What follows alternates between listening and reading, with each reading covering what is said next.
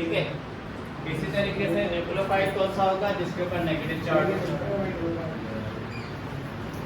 इसको हम बोल सकते हैं इलेक्ट्रॉन रिच और इलेक्ट्रॉन एफिशिएंट, या फिर हम इसको बोल सकते हैं न्यूक्लियस लविंग।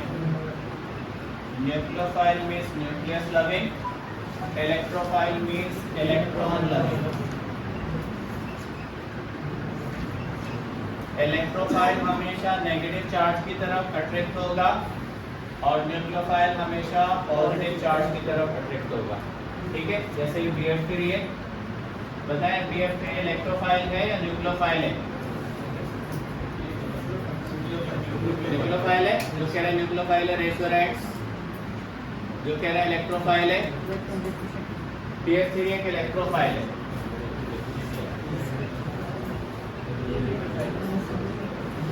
ठीक है। अच्छा बताएं AlCl3 न्यूक्लियोफाइल है इलेक्ट्रोफाइल? जो कह रहे हैं इलेक्ट्रोफाइल है रेज योर हैंड्स। जो कह रहे हैं न्यूक्लियोफाइल है, ये भी इलेक्ट्रोफाइल है, ठीक है, ये भी इलेक्ट्रोफाइल है। बताएं NH3 इलेक्ट्रोफाइल है न्यूक्लियोफाइल है? जो कह रहे हैं न्यूक्लियोफाइल है रेज योर हैंड्स। जो कह रहे हैं इलेक्ट्रोफाइल है, ये एक न्यूक्लियोफाइल है। तो इसका मतलब है कि जरूरी नहीं कि न्यूक्लियोफाइल पे नेगेटिव चार्ज हो या इलेक्ट्रोफाइल पे पॉजिटिव चार्ज हो। इसको न्यूक्लियोफाइल हम इस वजह से कह रहे हैं कि इसके पास मौजूद है लॉन पेयर। लॉन पेयर होने की वजह से इसकी जो नेचर है वो न्यूक्लियोफिलिक है। ये लॉन पेयर की मदद से किसी के साथ भी रिएक्शन कर सकता है। इसकी इसी न्यूक्लियोफाइल नेचर की वजह से BF3 और AlCl3 इस वजह से इलेक्ट्रोफाइल है कि इलेक्ट्रॉन डेफिशिएंट है। आप देखें BF3 के पहले सेल में इलेक्ट्रॉन है 6। इसका मतलब है कि इसको 2 इलेक्ट्रॉन की जरूरत है, तो इसी का मतलब है कि इलेक्ट्रॉन डेफिशिएंट है। इसी वजह से हम इसको क्या कह रहे हैं इलेक्ट्रोफाइल।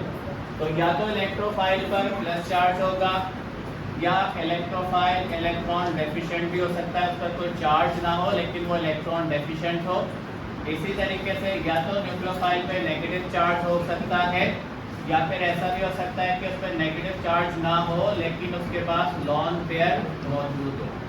तो लॉन पेयर की वजह से भी हम इसको न्यूक्लियोफाइल कहेंगे, ठीक है। जो हमारा टॉपिक का नाम है वो है nucleophilic substitution reaction of alkyl halide.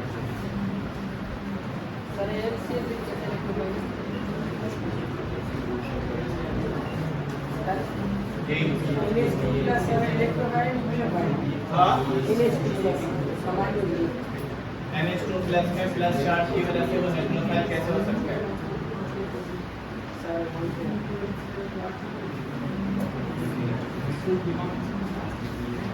Nucleophilic substitution reaction को शॉर्ट फॉर्म में लिखते हैं SN रिएक्शन।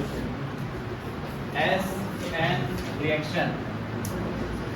अब आप देखें न्यूक्लियोफिलिक सब्स्टिट्यूशन रिएक्शन में क्या होगा कि अल्काइल हैलाइड को हम रिएक्शन करवाएंगे किसी भी न्यूक्लियोफाइल के साथ। न्यूक्लियोफाइल को जर्नली शो करते हैं Nu नेगेटिव से और इलेक्ट्रोफाइल को शो करते हैं E पॉजिटिव से।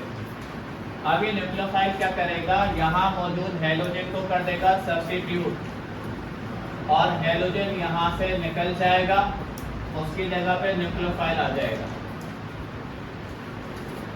इस हैलोजन को जो यहाँ से निकल चुका है इसको बोलते हैं लिविंग ग्रुप। ये एक लिविंग ग्रुप है जो स्ट्रक्चर को छोड़ चुका है, इसको बोलते हैं न्यूक्लियोफाइल। जो अटैकिंग ग्रुप है इसको बोलते हैं न्यूक्लियोफाइल। जिस पर अटैक होता है इसको बोलते हैं सबस्ट्रेट। जिस पर अटैक करेगा अल्काइल हैलाइड जैसे इस वक्त सबस्ट्रेट है, Nu न्यूक्लियोफाइल है और X क्या है लिविंग ग्रुप। नेचर के हिसाब से ये भी न्यूक्लियोफाइल है और नेचर के हिसाब से ये भी न्यूक्लियोफाइल है। इसको न्यूक्लियोफिलिक सब्स्टिट्यूशन कहते हैं इसी वजह से है कि एक न्यूक्लियोफाइल ने आके दूसरे न्यूक्लियोफाइल को सब्स्टिट्यूट कर दिया। इस रिएक्शन का नाम न्यूक्लियोफिलिक सब्स्टिट्यूशन इस वजह से है कि यहाँ पर एक न्यूक्लियोफाइल आता है दूसरे न्यूक्लियोफाइल को क्या कर देता है सब्स्टिट्यूट।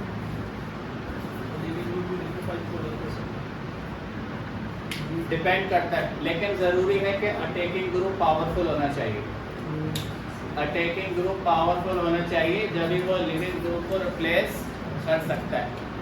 ऐसा नहीं हो सकता कि लिविंग ग्रुप जो है वो जो अटैकिंग ग्रुप हो वीक हो। मिसाल के तौर पे अगर यही रिएक्शन हम इस तरह से लिखें डायरेक्ट, जैसे मैं यहाँ पहले एक रिएक्शन लिखता हूँ इसका प्रॉपर, इस कंपाउंड का नाम है इथाइल क्लोराइड।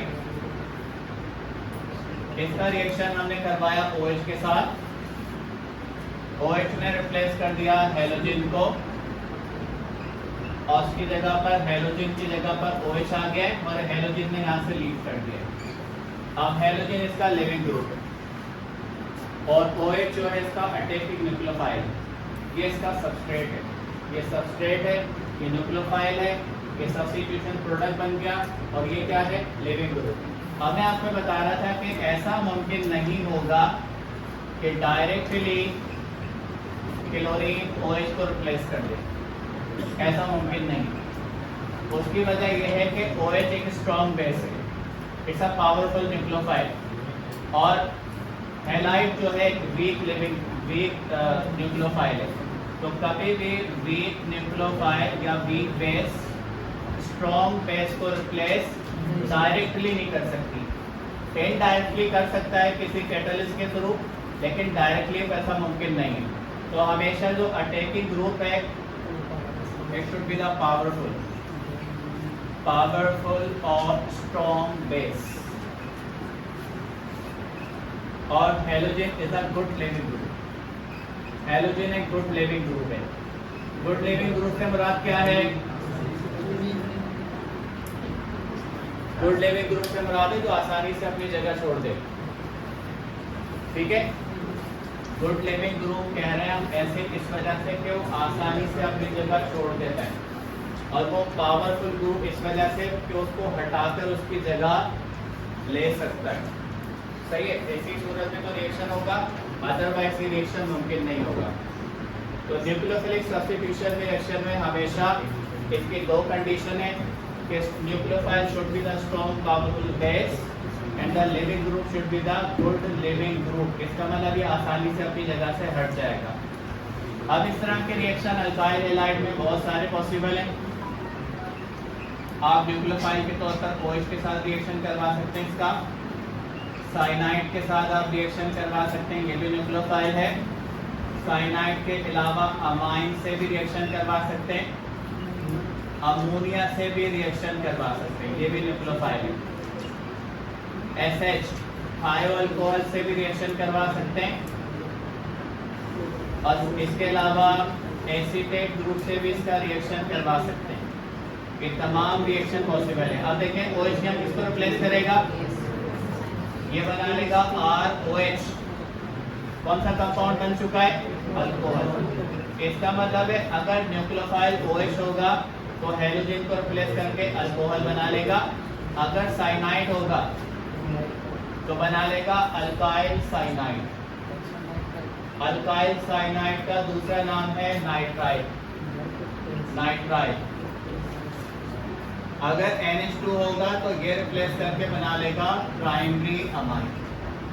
ये प्राइमरी अमाइन बना लेगा। NH3 भी बनाएगा प्राइमरी अमाइन। इसका जो एक हाइड्रोजन है वो यहाँ से रिमूव हो जाएगा, ये भी प्राइमरी अमाइन बनाएगा। ये बना लेगा RSH थायो अल्कोहल। थायो अल्कोहल का दूसरा नाम मर्सेप्टेंस। ये मर्सेप्टेंस कहलाते हैं। ये बना लेगा एस्टर।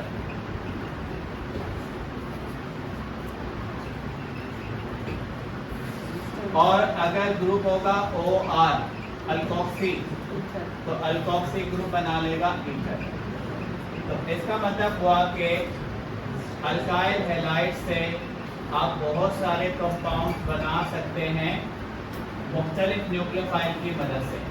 अगर न्यूक्लियोफाइल OH हो तो अल्कोहल बना सकते हैं, साइनाइड से नाइट्राइल या अल्काइल साइनाइड बना सकते हैं, इन दोनों से अमाइन बन जाएगा, इससे थायो अल्कोहल बन सकता है। अगर न्यूक्लियोफाइल एसीटेट होगा तो एस्टर बन सकता है।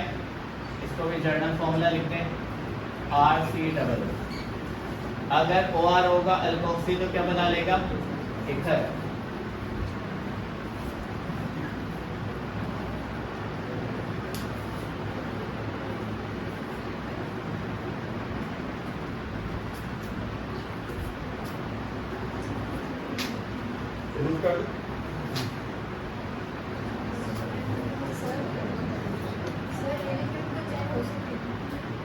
लिविंग ग्रुप हैलोजन कोई सा भी हो सकता है,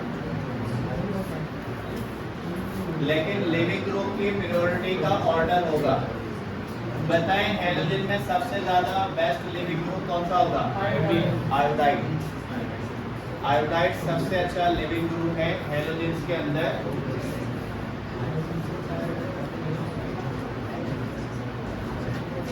और सबसे पुअर लिविंग ग्रुप कौन सा है, फ्लोराइड। क्योंकि गुड लिविंग ग्रुप वो है जो आसानी से जगह छोड़ेगा, और पुअर लिविंग ग्रुप वो है जो आसानी से जगह नहीं छोड़ेगा।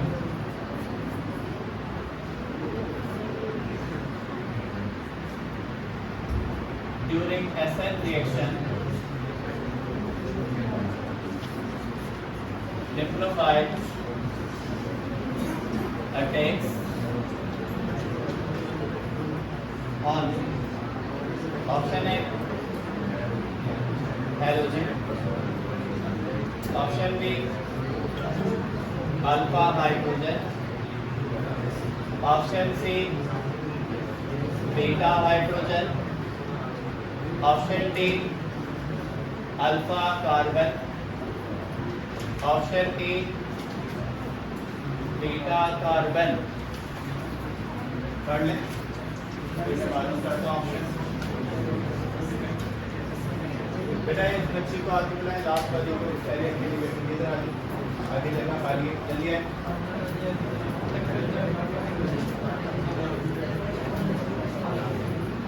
डन कर लिया सबने। जो फिर option A restaurant halogen, no. Option B alpha hydrogen, option C beta hydrogen, option D alpha carbon, option E beta carbon. ठीक, क्या हुआ, सबसे काम नहीं किया। देखें ये है कार्बन और ये है हैलोजन। तो याद रखने के फंक्शनल ग्रुप के बाद वाला पहला कार्बन कहलाता है अल्फा, ये अल्फा कार्बन है। ये कार्बन कहलाएगा बीटा।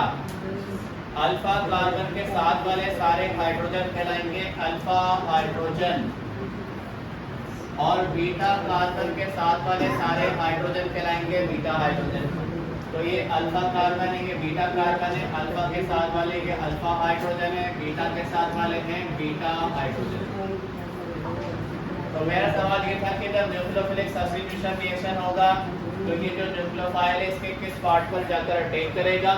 ऑप्शन है हैलोजन पर अटैक कर देगा, ऑप्शन बी अल्फा कार्बन पे, ऑप्शन बी अल्फा हाइड्रोजन पे कर देगा, ऑप्शन सी बीटा हाइड्रोजन पे करेगा, ऑप्शन डी अल्फा कार्बन पे करेगा और बीटा कार्बन पे करेगा।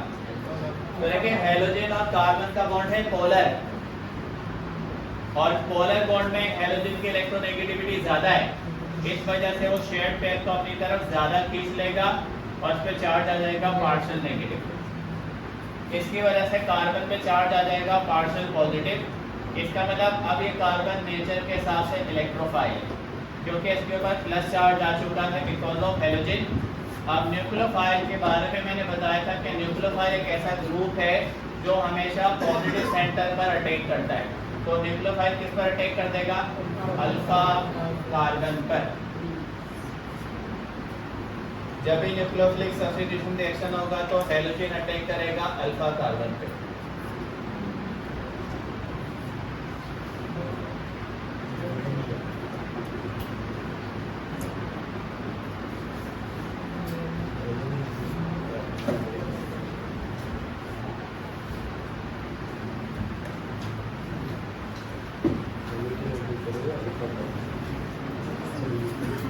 अब मैं आपको रिएक्शन लिख के दे रहा हूँ, आपको कंप्लीट करेंगे।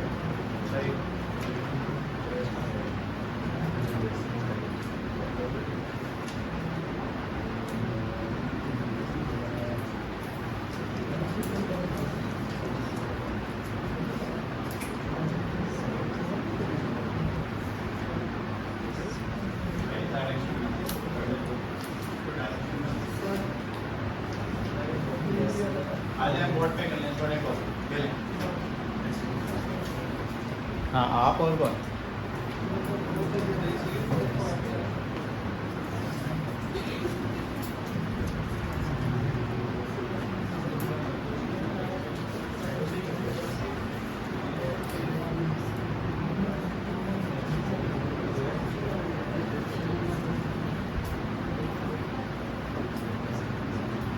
सही किसका है?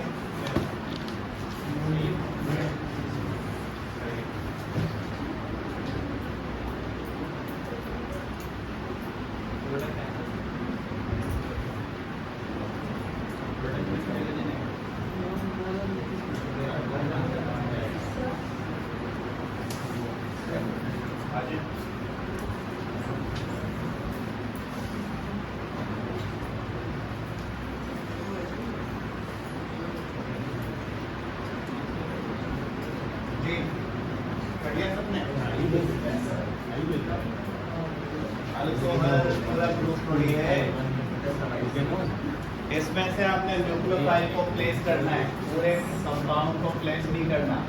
पोटेशियम हाइड्रोक्साइड एक कंपाउंड है, इसमें से जो न्यूक्लियोफाइल निकलता है वो है OH।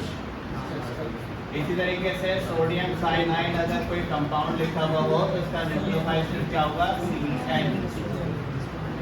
अगर पोटेशियम हाइड्रोजन सल्फाइड एक कंपाउंड होगा तो इसमें से न्यूक्लियोफाइल निकलेगा SH।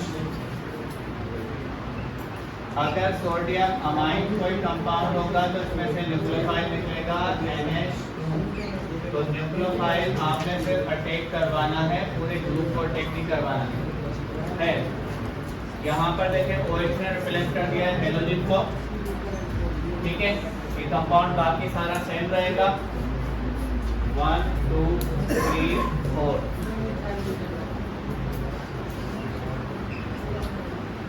ठीक है, कार्बन की चेन वही रहेगी, बस जहां पर हेलोजन था उसकी जगह पे क्या आ जाएगा?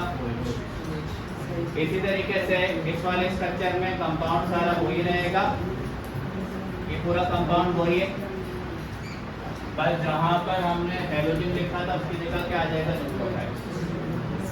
ठीक है, क्लियर है सबको? कल हम करेंगे types of nucleophilic substitution reaction SN1 and SN2। कल आपका अल्काइल हैलाइड का क्लास टेस्ट भी होगा। नॉमेनक्लेचर का टेस्ट हो गया ना आपका। अब आपका कल कॉमन नेम का टेस्ट ले लूं। नॉमेनक्लेचर में जो कॉमन